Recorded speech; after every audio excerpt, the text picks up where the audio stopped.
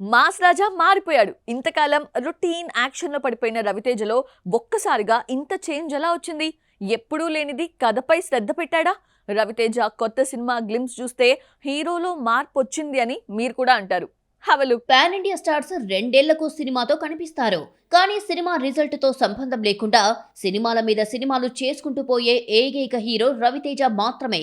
సంక్రాంతికి రిలీజ్ అయిన భరత మహాశయులకు విజ్ఞప్తి రిలీజ్ కి ముందే మొదలుపెట్టిన సినిమా ఇరుముడి ఆగస్టులో రిలీజ్ అవుతోంది.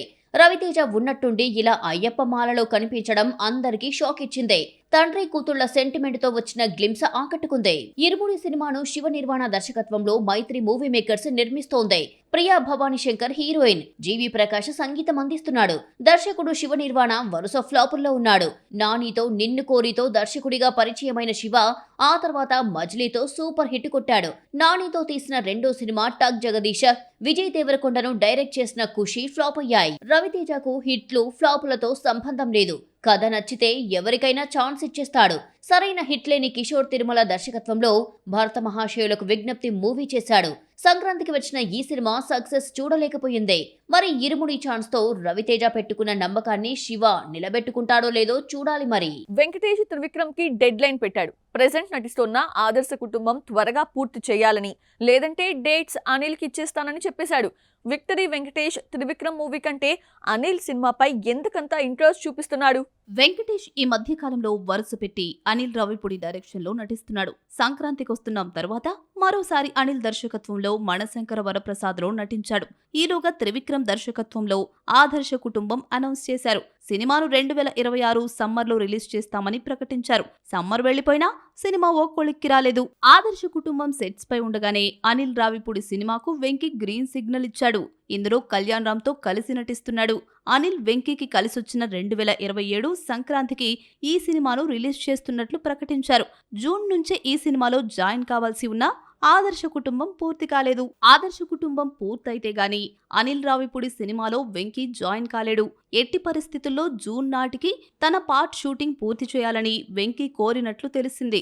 జూలై నుంచి అనిల్ సినిమాకు డేట్స్ ఇస్తానని, ఈలోగా పూర్తి చేయకపోతే అనిల్ మూవీ పూర్తయిన తర్వాతే ఆదర్శ కుటుంబం షూటింగ్ కి వస్తానని వెంకీ చెప్పినట్లు తెలిసింది. 300 కోట్ల గ్రాస్ కలెక్ట్ చేసిన సంక్రాంతికి వస్తున్నాం వెంకీ కెరీర్ లో హైయెస్ట్ గ్రాసర్ గా నిలిచింది.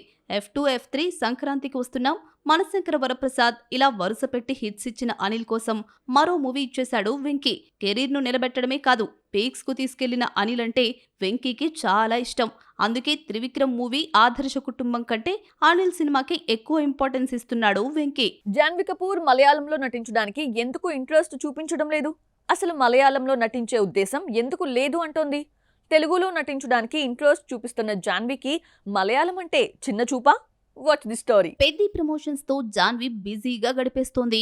నార్త్ సౌత్ లో ఏ ఈవెంట్ జరిగినా వెళ్లి ప్రమోషన్ చేస్తోంది జాన్వి. ఈ సందర్భంగా మలయాళంలో ఎప్పుడు నటిస్తారు అని అడిగితే మలయాళ భాష అందమైంది, మధురమైంది అయినా కష్టమైంది కావడంతో ప్రస్తుతం నటించాలనుకోవడం లేదని చెప్పింది. తెలుగు, తమిళం కొంచెం పరిచయం ఉన్న లాంగ్వేజెస్ లా అనిపిస్తాయని తమిళంలో నటిస్తానని చెప్పింది జాన్వి. విక్రమ్ కొడుకు ధ్రువ్ కొత్త సినిమాలో జాన్వి పేరు వినిపిస్తున్నా అఫీషియల్ గా అనౌన్స్ చేయలేదు. మలయాళ భాష కష్టమైందే అయినా అక్కడ పర్ఫార్మెన్స్ కు స్కోప్ ఎక్కువ ఉంటుంది. అయితే రెమ్యూనరేషన్ బాగా తక్కువ.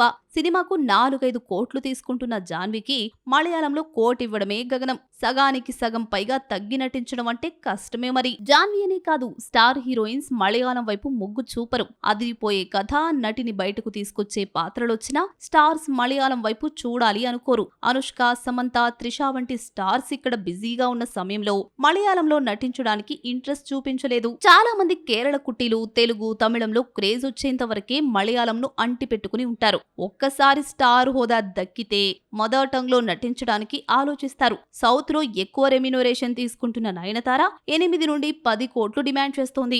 ఇంత భారీ రెమ్యూనరేషన్ ఇచ్చే అవకాశం మలయాళంలో లేదు. ఈ మలబారు బ్యూటీ 2003లో మనసినక్కరే అనే మలయాళ సినిమాతో ఎంట్రీ ఇచ్చిన 26 ఏళ్ల కెరీర్ లో పట్టుమని 10 మలయాళ చిత్రాలు కూడా చేయలేదు. మలయాళంలో లేదంటే కన్నడలో పుట్టి అక్కడే హీరోయిన్ గా గుర్తింపు తెచ్చుకున్న బ్యూటీస్ మదర్ టంగ్ వైపు చూడడం మానేశారు. బాలీవుడ్ మెయిన్ టార్గెట్ గా చేసుకొని ముందుగా తెలుగులో స్టార్ హీరోయిన్ హోదా దక్కించుకుంటారు. ఆటోమేటిక్గా రెమ్యునరేషన్ 4-5 కోట్లకు వెళ్ళిపోతుంది.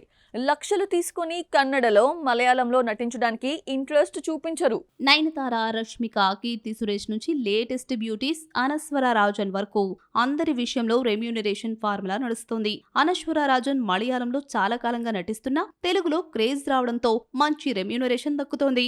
ఛాంపియన్ తో ఎంట్రీ ఇచ్చిన చిరంజీవి సినిమాలో కూతురుగా నటించే ఛాన్స్ దక్కించుకుంది. ప్రస్తుతం తెలుగు ఛాన్సులను అస్సలు వదులుకోవడం లేదు. బాలీవుడ్ లోకి ఎంట్రీ ఇవ్వాలంటే తెలుగులో స్టార్ అనిపించుకోవాలి. అందుకే కన్నడ, మలయాళ బ్యూటీస్ తెలుగులో ఛాన్స్ వస్తే మిస్ చేసుకోరు. క్రేజ్ కు క్రేజ్, రెమ్యూనరేషన్ కు రెమ్యూనరేషన్ అంతా ఇక్కడే దొరుకుతుంది. కన్నడకే పరిమితమైన రుక్మిణి వసంత్ డ్రాగన్ తో తెలుగులోకి ఎంట్రీ ఇచ్చింది. కేజీఎఫ్ తో పేరు తెచ్చుకున్న శ్రీనిధి కూడా తెలుగులో బిజీ అయిపోయింది. హిట్ 3 తెలుసు కథలో నటించిన శ్రీనిధి ఆదర్శ కుటుంబంలో వెంకీతో జతకడుతోంది. పెద్ద సినిమా రిలీజ్ కావాలంటే ఫస్ట్ కాపీ రెడీగా ఉంటే సరిపోదా? థియేట్రికల్ బిజినెస్ అయితే బయటకు వస్తుంది అన్న గ్యారంటీ లేదా? ఫినాన్షియల్ ప్రాబ్లమ్స్ లేకపోయినా కొన్ని సినిమాలు ఎందుకు రిలీజ్ డేట్ అనౌన్స్ చేయటం లేదు? థియేటర్స్ లోకి రాకపోవడానికి రీజన్ ఏంటి? పెద్ద లేదు, చిన్న లేదు. ఏ సినిమా విడుదల కావాలన్నా ముందు ఓటీటీ అవ్వాల్సిందే. శాటిలైట్ రైట్స్ అమ్ముడు కాకపోయినా పర్వాలేదు, ఓటీటీ సెటిల్మెంట్ జరిగితేనే సినిమా రిలీజ్ చేస్తారు నిర్మాతలు.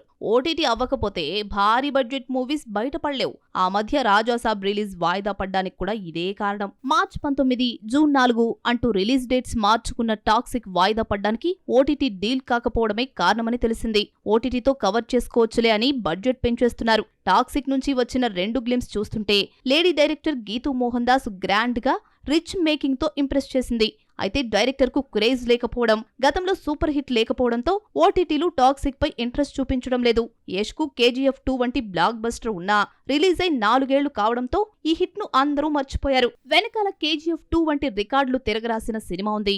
ఓటీటీ నుంచి ఫ్యాన్సీ రేట్ వస్తుందని మేకర్స్ కలలు కన్నారు. కానీ అవి కలలుగానే మిగిలిపోయాయి. పాన్ ఇండియా మూవీగా రిలీజ్ అవుతుంది కదా, అన్ని భాషల్లో కలిపి 250 కోట్లు వస్తుందని అంచనా వేస్తే 120 కోట్లకు మించి ఇవ్వమని డిజిటల్ సంస్థలు తేల్చేశాయి. బడ్జెట్ 500 కోట్లు దాటిపోవడంతో సగం కూడా ఓటీటీ నుంచి రాకపోవడం మేకర్స్ కు షాక్ ఇచ్చినట్లయింది. కియారా అద్వానీ, నయనతార, హ్యూమా కురేషి, రుక్మిణి వసంత్ వంటి స్టార్ క్యాస్ట్ తో టాక్సిక్ తీశారు. కేజీఎఫ్ 2 హిట్ తర్వాత యష్ రెమ్యూనరేషన్ దాదాపు 100 కోట్లకు చేరింది.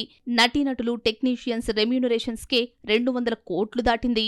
ఓటీటీ నుంచి 250 కోట్లు వస్తుందనుకుంటే 120 కోట్లే రావడంతో టాక్సిక్ రిలీజ్ కు నోచుకోవడం లేదు. సినిమా థియేటర్స్ లోకి వచ్చి ఫ్లాప్ అయితే ఓటీటీలు మొహం చాటిస్తాయి. అవసరమైతే రిలీజ్ అయినా వాయిదా వేస్తారు గానీ ఓటీటీ ఫైనల్ కాకుండా సినిమాని విడుదల చేయలేరు.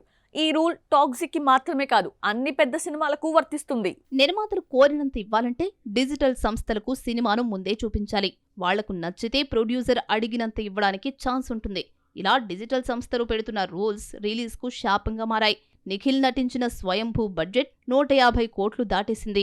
బడ్జెట్ కు తగ్గట్టు ఓటీటీ నుంచి రెస్పాన్స్ రాకపోవడంతో విడుదల తేదీ ప్రకటించలేదు. పూరి జగన్నాథ్ తలుచుకుంటే 10 రోజుల్లో కథ, మాటలు రాసేస్తాడు.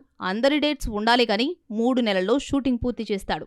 6 నెలలు తిరగకుండా ఫస్ట్ కాపీ రెడీ చేస్తాడు. విజయ్ సేతుపతితో తీసిన స్లమ్ డాగ్ మూవీని 5 నెలల్లో తీసేసినా ఓటీటీ అవ్వకపోవడంతో ఇంతవరకు రిలీజ్ కి నోచుకోలేదు. విశ్వంభర టీజర్ లోని విఎఫ్ఎక్స్ వర్క్ పై విమర్శలు రావడంతో ఏడాది నుంచి గ్రాఫిక్స్ చేస్తూనే ఉన్నారు. విఎఫ్ఎక్స్ వర్క్ పూర్తయినా ఓటీటీ కాకపోవడంతో మేకర్స్ రిలీజ్ డేట్ ప్రకటించలేకపోతున్నారు. ఇక ఓటీటీ గాని చిన్న సినిమాలు చాలా ఉన్నాయి. ముఖ్యంగా బడ్జెట్ ఎక్కువ పెట్టేసిన సినిమాలకు డిజిటల్ సంస్థల అవసరం చాలా ఉంది. ఓటీటీతో సంబంధం లేకుండా బడ్జెట్ తగ్గించే ప్రయత్నాలు అస్సలు చేయరు. అందుకే చాలా సినిమాలు ఏళ్ల తరబడి థియేటర్స్లోకి రాకుండా ఉండిపోతున్నాయి.